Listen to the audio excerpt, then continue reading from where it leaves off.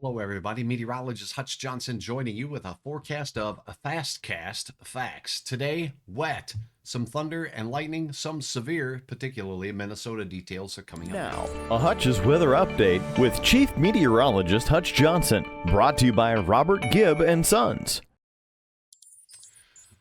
On this Monday, we have an increasing risk of severe weather as you head in toward Minneapolis from Fargo. Fargo in the green area here, that's a level 1 on the severe weather risk scale. It's a 5 unit scale.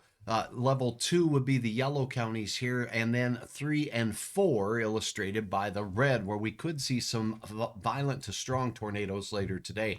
Areas in the yellow include Park Rapids, Fergus Falls, Sisseton. These areas have a chance at seeing some severe weather, including 1-inch diameter hail, some wind gusts upwards of 60 to 70 miles per hour, and a few isolated tornadoes not out of the question. But once we get into Morris, Brainerd, St. Cloud area, Minneapolis, that risk increases greatly. Here is a look at your hour by hour forecast as we head into the afternoon hours.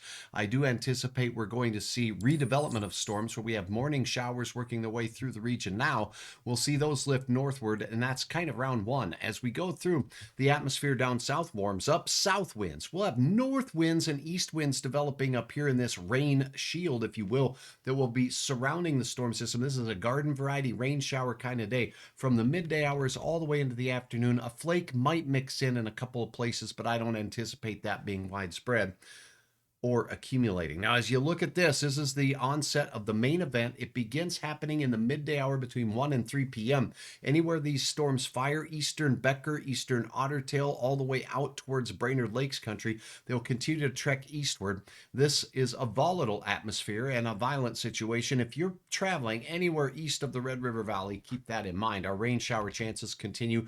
Gusty winds continue overnight and into the morning hours with some gusts over 50 miles per hour. So, a summary, it does look very wet indeed. Temperatures at the midday hour, noon o'clock, 45 Grand Forks, 61 and falling quickly, but 80s down in southern Minnesota. Winds switching directions in our neighborhood from east to northerly as we go through the day. As we go through the overnight hours, 20s and 30s will be the rule. The showers will be gone, but the wind will remain. Remaining gusts upwards of 40 to 50 miles per hour, not out of the question. And again, a look at that rainfall amount, 1 to 2 inches in many locations. Not all. Thunderstorms dump the rain where they want to. We'll see some spots that get a few tenths of an inch, but all in all, it looks like a soggy day across much of the region, with Tuesday's highs being the 50s, as we'll see north winds decreasing in the afternoon.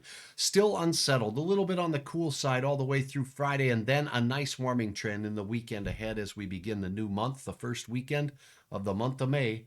70s to near 80 degrees. I'm meteorologist Hutch Johnson with this FASTCast. You can always get the latest interactive radar and weather updates and my latest videos on hutchesweather.com. Thanks for following on Facebook, subscribe on YouTube, but most importantly, stay informed of your weather today. As storms form, they could quickly become severe across most of Minnesota. In North Dakota, a wind advisory in effect for gusts to 50 miles per hour or more.